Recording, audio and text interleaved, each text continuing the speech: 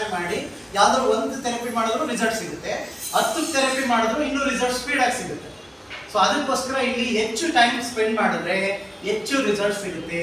ಅದಕ್ಕೆ ನೀವೇನ್ ಮಾಡಬೇಕು, 1 ಬ್ಯಾಚ್ ಎಕ್ಸರ್ಸೈಸ್ ಮಾಡೋದನ್ನ 2 ಬ್ಯಾಚ್ ಮಾಡಬೇಕು. ಈಗ ನಂದಿನಿ ಮೇಡಮ್ ಜೊತೆ ಎಕ್ಸರ್ಸೈಸ್ ಮಾಡಿರ್ತೀರಾ, ಅದೇ ತರ ಶಿಲ್ಪ ಮೇಡಮ್ ಅಂತ ಒಂದು 5 ನಿಮಿಷ ಬಾಮ ನಾನು ನಿಮ್ಮ ಜೊತೆ ಎಕ್ಸರ್ಸೈಸ್ ಮಾಡಬೇಕು. ಎಕ್ಸರ್ಸೈಸ್ ಆಗಲಿ ಎಕ್ಸರ್ಸೈಸ್ ಮಿಷಿನ್ ಆಗಲಿ ಯಾವುದೇ ಕಾರಣಕ್ಕೂ ಸೈಡ್ ಎಫೆಕ್ಟ್ ಕೊಡಲ್ಲ. ನೀವು 10 ಬಾರಿ ಮಾಡಿದ್ರು ಏನಾಗಲ್ಲ. ಅದೇ ನಿಮ್ಮ ಮನೇಲಿ ಮಾತ್ರ ಇರ್ತಲ್ಲ, ಅದ್ರ ಒಂದ್ಸಲಿ ಹಾಕಲ್ಲ 2 ಸಲ ಹಾಕಕ್ಕಾಗತ್ತಾ? ಆದ್ರೆ ಈ ಥೆರಪಿನ ನೀವು ದಿನಕ್ಕೆ 10 ಬಾರಿ ಮಾಡಿದ್ರು ಯಾವುದೇ ಸೈಡ್ ಎಫೆಕ್ಟ್ ಇಲ್ಲ. ಇದು ನಿಮ್ಮ ಬಾಡಿಗೆ ಎಷ್ಟು ಬೇಕೋ ಅಷ್ಟು ಆರೋಗ್ಯ ಮಾತ್ರ ಕೊಡುತ್ತೆ. ಆದ್ರೆ ರೆಗ್ಯುಲರ್ ಆಗಿ ಮಾಡಿದ್ರೆ ಒಳ್ಳೆ ರಿಸಲ್ಟ್. ಈಗ ನೀವು ಧನುರ್ಮಾಸ, ಈಗ ಆಷಾಢ ಅಲ್ವಾ, ಕೆಲವೊಬ್ರು ಆಷಾಢದಲ್ಲಿ ನಾನ್ ವೆಜ್ ತಿನ್ನಲ್ಲ. ಮತ್ತೆ ಶುಕ್ರವಾರ, ಪ್ರತಿ ಶುಕ್ರವಾರನೂ ದೀಪ ಹಚ್ಚಬೇಕು.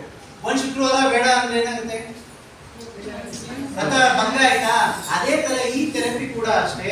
ಅಟ್ಲೀಸ್ಟ್ ನೀವು ಒಂದು 40 ದಿನ, ಒಂದು 40 ಡೇಸ್ ರೆಗ್ಯುಲರ್ ಆಗಿರ್ಬೇಕು, ಇಲ್ಲ ಒಂದು 4 ತಿಂಗಳು ರೆಗ್ಯುಲರ್ ಆಗಿ ಮಾಡಬೇಕು. 4 ತಿಂಗಳಿಗೆ ಒಂದು ಕೋರ್ಸ್ ಅಂತ ಹೇಳ್ತೀವಿ. 120 ದಿನ ನಿಮಗೆ ಕಾರ್ಡ್ ಕೊಟ್ಟಿರೋದು, ಅಟೆಂಡೆನ್ಸ್ ಕಾರ್ಡ್ ಕೊಟ್ಟಿರೋದು 120 ದಿನದ್ದು. ಯಾಕೆ 100 ದಿನದ ಕೊಡ್ಲಿಲ್ಲ, ಯಾಕೆ 90 ದಿನದ ಕೊಡ್ಲಿಲ್ಲ? ಯಾಕಂದ್ರೆ 120 ದಿನ ಅಂದ್ರೆ 4 ತಿಂಗಳು, 120 ಡೇಸ್. ಯಾಕಂದ್ರೆ ಬಿಳಿ ರಕ್ತ ಕಣಗಳು, ಕೆಂಪು ರಕ್ತ ಕಣಗಳು 120 ದಿನಕ್ಕೊಂದ್ಸಲಿ ಕಡಿಮೆ ಆಗ್ತವೆ. ಈಗ ನೋಡಿ, ಸುಮಾರು ಎಲ್ಲ ಆಸ್ಪತ್ರೆ ಫಿಲ್ ಆಗವೆ. ಏನು, ಪ್ಲಾಟ್ಲೆಟ್ಸ್ ಕಡಿಮೆ ಐತೆ, ಬಿಳಿ ರಕ್ತ ಕಣಗಳು ಕಡಿಮೆ ಐತೆ ಅಂತ. ಅದಕ್ಕೋಸ್ಕರ ನೀವು 4 ತಿಂಗಳು ರೆಗ್ಯುಲರ್ ಆಗಿ ಮಾಡಿದ್ರೆ ನಿಮ್ಮ ಬಾಡಿಲಿ ಏನಾಗುತ್ತೆ, ಆ ಬಿಳಿ ರಕ್ತ ಕಣಗಳು, ಕೆಂಪು ರಕ್ತ ಕಣಗಳು ಚೆನ್ನಾಗಿ ಗ್ರೋ ಆಗುತ್ತೆ. ಅದು ಯಾವಾಗ ಗ್ರೋ ಆಗುತ್ತೆ ಹೇಳಿ, ನಿಮ್ಮ ಬಾಡಿ ಇಮ್ಯೂನಿಟಿ ಸಿಸ್ಟಮ್ ಇರುವಾಗ, ರೋಗನಿರೋಧಕ ಶಕ್ತಿ ಇರುವಾಗ. ಹಂಗಾರೆ ಈ ಥೆರಪಿ ತಗೊಂಡ್ರೆ ನಮ್ಗೆ ಏನ್ ಸಿಗುತ್ತೆ?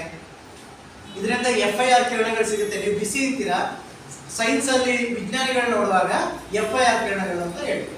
ಆ ಕಿರಣಗಳಿಂದ ಒಂದು ಜೀವನ ಕಾಪಾಡಬಹುದು. ಎಕ್ಸಾಂಪಲ್ಗೆ ಕರ್ಣ, ಕುಂತಿಗೆ ಎಷ್ಟು ಜನ ಮಕ್ಕಳು? 6 ಜನ. ಆದ್ರೆ 5 ಜನ ಮಾತ್ರ ಅವ್ರಿಗೆ ನಾರ್ಮಲ್ ಆಗಿ ಮಂತ್ರದಿಂದ ಸಿಕ್ಕಿರ್ತಾರೆ. ಆದ್ರೆ ಕರ್ಣ ಮಾತ್ರ ಕುಂತಿ ಹೊಟ್ಟೆಯಿಂದನೇ ಬಂದಿದೆ. ಯಾಕಂದ್ರೆ ಕರ್ಣ ಬಂದು ಸೂರ್ಯಪುತ್ರ. ಸೂರ್ಯನ ಕಿರಣಗಳಿಗೆ ಮಾತ್ರ ಒಂದು ಜೀವನ ಕೊಡುವಂತ ಶಕ್ತಿ ಇರೋದು. ಆ ಒಂದು ಕಿರಣಗಳು ನಮ್ಮ ತಾಯಿಯಲ್ಲೂ ಸಿಗುತ್ತೆ. ಹೆಂಗೆ? ಈಗ ನೀವು ಕೆಳಗಡೆ ಬಿದ್ದು ಗಾಯ ಆಗಿರುತ್ತೆ, ರಕ್ತ ಬರ್ತಾ ಇರುತ್ತೆ, ನಮಸ್ತೆ ಗ್ರೀನ್ ಲೈಟ್, ನಮಸ್ತೆ ಗ್ರೀನ್ ಲೈಟ್, ಗಾಯ ಆಗಿದೆ, ರಕ್ತ ಬರ್ತಾ ಇದೆ. ಅಪ್ಪ ಬಂದು ಹೇಳ್ತಾನೆ, ಕಣ್ಣೀರು ನಿಂತಿಲ್ಲ, ರಕ್ತನೂ ನಿಂತಿಲ್ಲ. ಅಜ್ಜಿ ಬಂದು ಹೇಳ್ತಾಳೆ, ಕಣ್ಣೀರು ನಿಂತಿಲ್ಲ, ರಕ್ತನೂ ನಿಂತಿಲ್ಲ.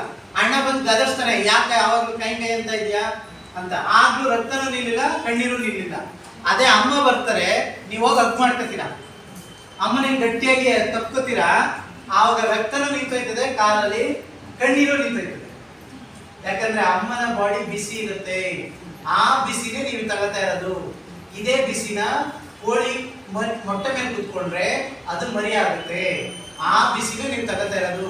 ಈ ಕಲ್ಲನ್ನ ಬಿಸಿ ಮಾಡಿದ್ರೆ ಆ ತರ ಬಿಸಿ ಮಾತ್ರ ಬರೋದು, ಬೇರೆ ಬಿಸಿ ಬರಲ್ಲ. ಬೆಂಕಿಲ್ ಬರೋ ಬಿಸಿ ಬರಲ್ಲ, ಕರೆಂಟಲ್ಲಿ ಬರೋ ಬಿಸಿ ಬರಲ್ಲ.